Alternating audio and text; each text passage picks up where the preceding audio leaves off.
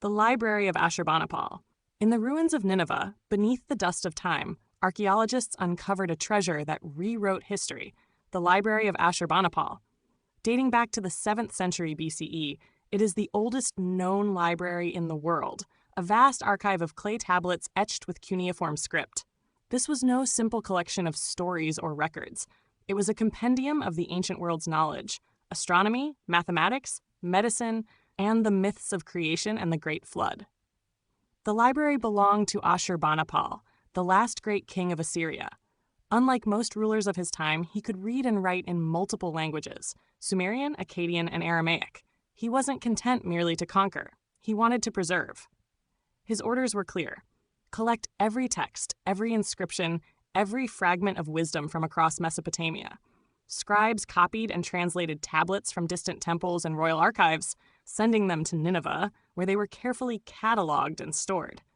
Among the 30,000 tablets recovered were copies of the Epic of Gilgamesh, humanity's oldest surviving epic, and the story of a great flood that predated the biblical tale of Noah by centuries.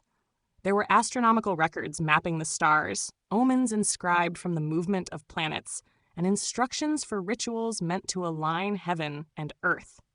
Each line was carved into clay by anonymous scribes, their hands pressing symbols that would survive empires and millennia. What Ashurbanipal sought was immortality through knowledge. He saw himself as the guardian of civilization's memory, a king who would speak to the future through tablets of stone.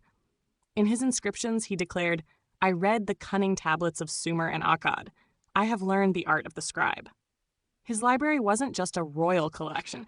It was a cosmic archive, a bridge between gods and men, past and future. When Nineveh fell in 612 BCE, fire consumed the palace, but the flames only hardened the clay. The tablets remained, buried in ash, until modern explorers unearthed them more than 2,000 years later. Today, they rest in museums, still whispering the voices of priests, astronomers, and poets from a vanished age.